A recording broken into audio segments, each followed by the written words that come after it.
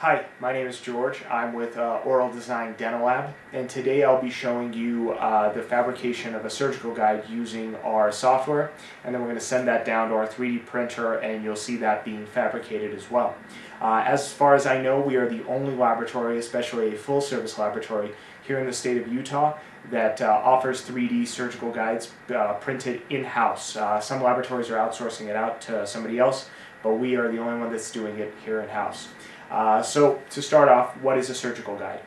A surgical guide is going to be an oral appliance that your dentist is going to use to help restore an implant site. So currently how the system is, the standard is, the dentist might do the extraction, maybe he'll place that implant same day, maybe he'll bring you back, but in either case he's usually going in freehand. The system works well enough as is, but it has many drawbacks. With a 3D surgical guide, how it's different. The dentist will take you in and do a three-dimensional scan. It's like an x-ray, but it's going to be 3D, so we see it from all angles. And he'll take an intraoral scan on you as well. He then sends those two images to us, and we're going to combine that using our software.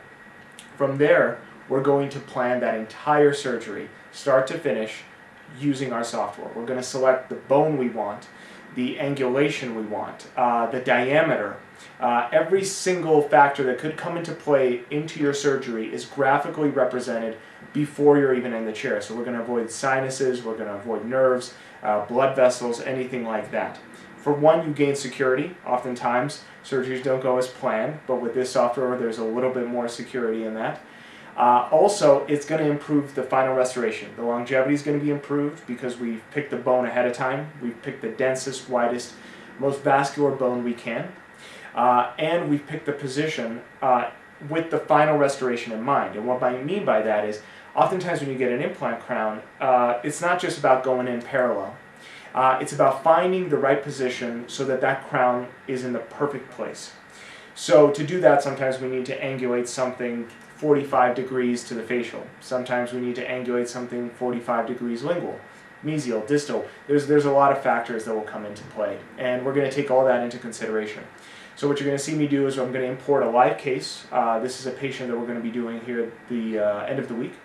So you're going to see me import that live case, digitally extract his teeth, and then we're going to start designing his surgical guide. His guide is going to be what we call an all-on-4. It's a very popular restoration nowadays. You're going to see me actually going for parallel lines here, because in all-on-4 restoration we use these attachments called locators. Locators, the best case scenario is when they're parallel and where you have the longest, thickest implants you can. So there'll be a lot of technical stuff you see me do here that's not important, but in this case scenario we're going to try to go for 4 equal parallel implant placements. So we're going to start here in just a second, and I'll guide you through the full process, and then we're going to send it downstairs to print. Okay, we're on to our first step. I'm importing the scans right now, both his CT scans and his intraoral scan. Just a quick word that I want to show you. This scan looks a little strange because this scan was actually scanned off of an impression, off of a model, I should say. Usually the scan, an intraoral scan looks something like this, where it's got live tissue. You can see the gums, you can see the teeth and everything like that. With this patient there was transportation issues, so that's why we had to go off of the scan. We actually literally had to scan the model. But so you won't get the full graphical representation, but you still will get the same idea. And in a second you'll see me pull the three-dimensional x-ray in as well. First thing I want to do is I'm just going to start by cutting out his teeth. So we're going to be digitally extracting. I'm just going to extract this tooth just to show you how that process goes, and then we'll move on to the next shot where you will already see all the teeth extracted, and we're going to start just off of the tissue. So we're just going to do that, and we're going to remove it, and there we go. So that tooth is now missing. I hope that comes through on the camera, but I'll zoom in really nice and big. But that's where the tooth was, and now it's gone. So we're just going to go through and digitally extract all those teeth like that. And then once we're done, we're going to load the cone beam in, the 3D scan, and we'll start designing from there. Okay, so now it's at the next step. where we combine both images. We combine our intraoral scan with our three-dimensional cone beam scan, so that 3D x-ray that we took. So this will take a little bit of imagination because, like I said, we're not dealing with a true intraoral scan like here. Here we have gum tissue, we have actual enamel, you can actually see tartar buildup. So here this patient probably needs a little bit of a cleaning. So schedule your appointments to come in for your prophies and your hygiene appointments. They make a lot of difference, so you can even see that in this image. But in this case, because we just took a scan off of a model, we don't get to see that, so it'll take a little bit of imagination. But normally you would see this down here being the gum tissue and the teeth sticking up over here. And I'm going to cut this back just for a second so you can gain that idea. So this would be your enamel tooth, and then this would all be gum tissue. So we're going to put that CT back into view, and that's what it looks like. Down here what you're actually seeing is a segmented slice. So this three-dimensional cone beam, it takes slices of your entire jaw in all three dimensions. So we're actually moving through and looking through each individual slice of your bone. And that's how we're able to plan this so accurately, is because we see every single layer. So now we're going to move on to the next step, where I'm going to actually draw the nerve canal, because we're dealing with the lower jaw. You've got a nerve that runs right down that jaw of yours. It goes through a channel called the mental foramen. So we're going to plot that, and we're going to plan the surgery around that nerve so that we make sure we don't hit it during the actual operation. So why this is advantageous is normally a doctor is going freehand, and he doesn't have a 3D rendering to look at. He's best case scenario looking at just a 2D image of an x-ray. The problem with that is it takes 3 dimensions and squishes it down to 2. So things get blurry, things get shifted. It's unclear if it's closer to this side of the face, this side of the face. All of that is kind of shifted. But with a 3D cone beam, you're able to see that nerve and you're able to plan around it. So I'm going to go on to the next frame right now.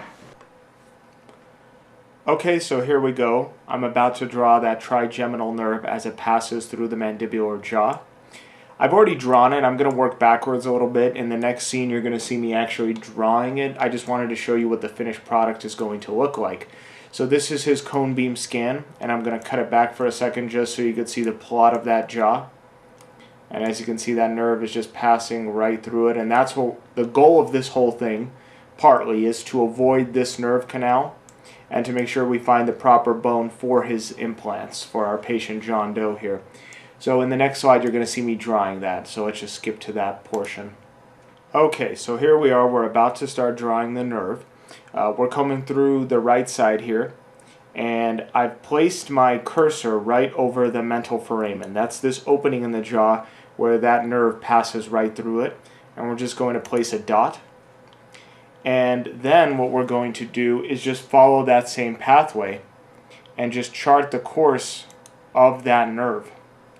So it's going to pass through the entire length of the jaw, and then I can come over to this screen over here and just start mapping it as it passes.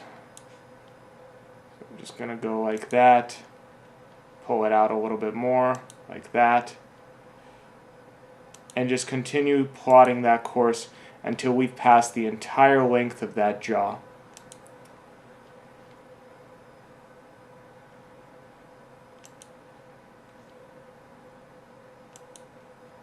Now with this patient, he actually has a very complicated bone and a very complicated jaw.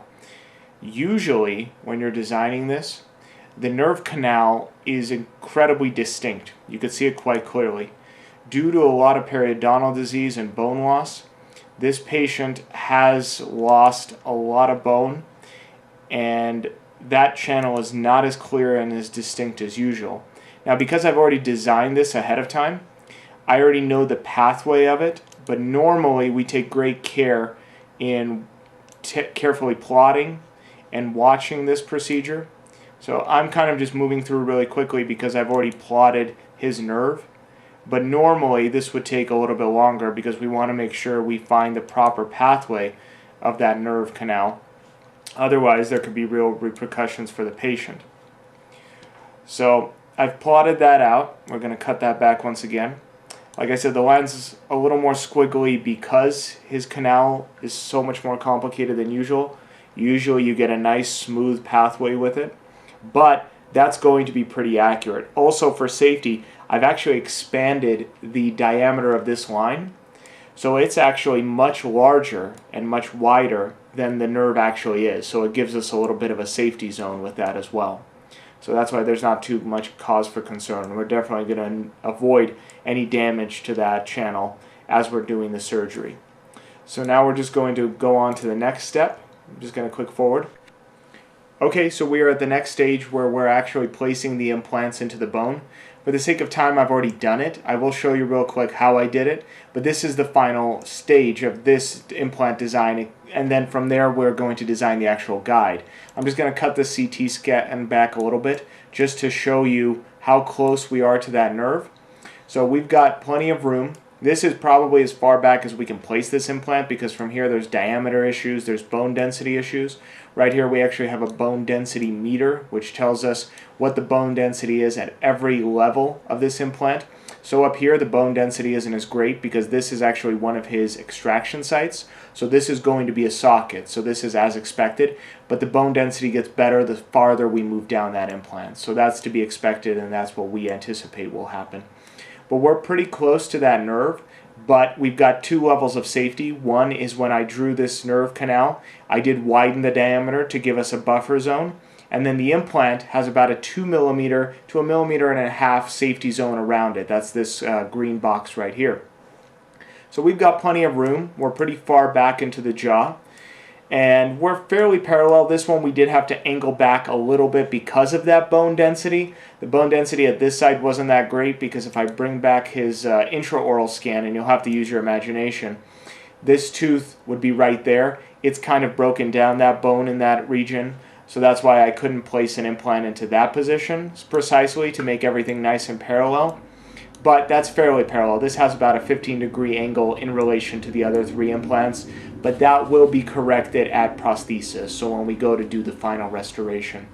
Now, I'm going to zoom in on this box down here just to show you. When I place that implant, I drop it right into the bone, and I just make sure that it's got green all the way around. I scroll in and out, and when I'm scrolling in and out, I'm actually moving forward and back in the jaw. So if you can imagine, moving from the front of the face to the back of the neck, just to make sure that at all angles this implant has good bone density and that safety zone is being monitored and that implant is completely surrounded. So that's it for this slide essentially. These are just the guide sleeves and I'll explain what that is probably at the very last stage, but next we're going to move on to the actual surgical guide design because we're pretty much done with our implant planning. We know the positions we're going to be taking. So here we go at the next stage. Okay, so our implant guide is essentially done. I'm going to cut this back so you can see it itself. I haven't really done much. The computer will designate most of the positions based off of the implant positions I picked. So in other words, these holes I didn't design, the computer did. The only thing I've added are a couple little channels. So if I zoom in here, you see a small hole here, here, here. These are relief channels. This is for fluid buildup, so as the surgery is going, the doctor is going to be doing irrigation. Obviously, there's going to be blood. So these channels are to pull that fluid away from the implant site. So I just added those channels, and then I just added these green squares and bars, and the main reason I did that is just for strength and retention. This is a fairly stable device, but because there's going to be so many extractions, and the patient is going to become edentulous during the implant procedure, I want to add these for stability because what we're actually going to do is put pins into these sites to hold the surgical guide in place as they're going down those pathways. Now in this scenario, I'm actually going to add those pins in manually after the guide is printed. And there's reasons for that I'm not going to go into right now. It's mainly because the scan is only so accurate because we're going to be extracting so many teeth and modifying the bone so much. So in this particular scenario, I want to work off of a physical model, but 99.9% of the time, I would add those pins in digitally right now, and that way the guide will be printed with those pinholes. It's just this is a very unusual scenario. I've picked a very complicated case to do this on. So in this particular scenario, I'm going to do those pins manually. But even if I was going to do them digitally, I would still be pretty accurate. This is more for peace of mind, just to make sure we have all our boxes checked. But the guide is essentially designed. From here, I'm going to send it to the printer. I'm going to show you one other little stage here since we're pretty much done. The guide is designed and it's going to pump out a surgical report. So this surgical report is actually going to be sent to the dentist, and he's going to review all of this data. So everything start to finish, everything I've done is pretty much recorded into the software and pumped into the surgical report. So the bone density we talked about, the implant sizes, how I charted the nerve canal, everything is here. So a lot of this information isn't lost. It's just condensed down and given to your doctor or surgeon to perform the surgery. So that's why he understands all of the mindset that went into designing this. He fully comprehends the surgery after looking at this. So we pump out this report, we give it to him for his approval. He'll usually sign it. It's like a prescription because this is a prescription appliance. And that's why I'm going to just check this. It's just saying, are you sure you want to save this guide? Is it up to the doctor's approval? Because if the doctor decides he wants to change something, he could actually come back in and tell me, George, I want to do this and this. I just go back to that stage, modify it, maybe change the diameter, change the position, and I send it back to him for approval. But because this has been already pre-approved by the doctor, I'm just going to check box those, and we are done. From here, I'm going to export it to my printer. So at the next stage, you're going to see the actual printing process.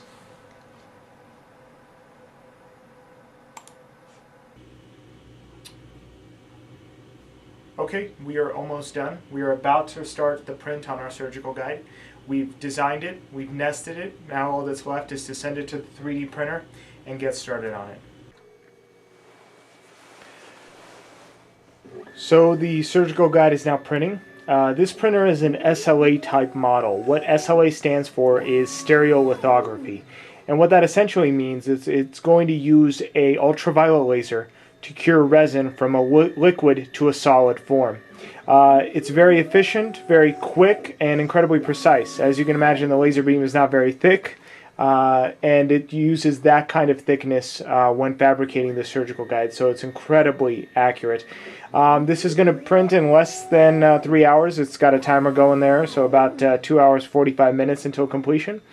And afterwards, a little finish work, and it's ready to deliver for the patient surgery. It makes it very simple, very precise, and like I said before, it takes a lot of the guesswork out. So I'll show you what the final product looks like in just a minute here, but we're just going to let this guy go to work and fabricate our surgical guide. Okay, so this is our guide. This is what we printed and did all that design work and scanning work for. These are just little titanium guide sleeves. They're going to be used by the surgeon to engage those implants and make sure they're at a fixed position. But this is what we worked so hard for. In addition, there are a couple pinholes on this guide that I did do manually instead of digitally for reasons I told you earlier. And those pins are just going to slide right in and interlock and keep this guide in place during the surgery so it doesn't move around. Because this is an edentulous patient, we need these pins, but if we were doing single site or even multiple site but the patient had his back teeth, this would just lock on to those back teeth and stay in place and you wouldn't need these pins. But this is the finished product, and this is what we have been striving for. This is really going to change implant dentistry moving forward. The accuracy, the safety, the precision, the final restoration is really going to go up because of this appliance. Okay, so that's it. We're all done. I hope you guys enjoyed it. I hope it wasn't too boring. I hope it gave you a glimpse into some of the stuff we do behind the scenes here as a dental laboratory. Like I said before, we are the only laboratory in Utah that's currently doing this, and we are also the only laboratory in Utah that is producing surgical guides and still running traditional lab services in parallel. So we're still performing crown and bridge, implant, denture, and all the traditional lab services, as well as now these surgical guides. So we're very proud of that, being the first to the runway, and we hope to keep innovating and progressing and developing these technologies in the future. Thank you for joining me, and on behalf of Oral Design Dental Lab, thank you.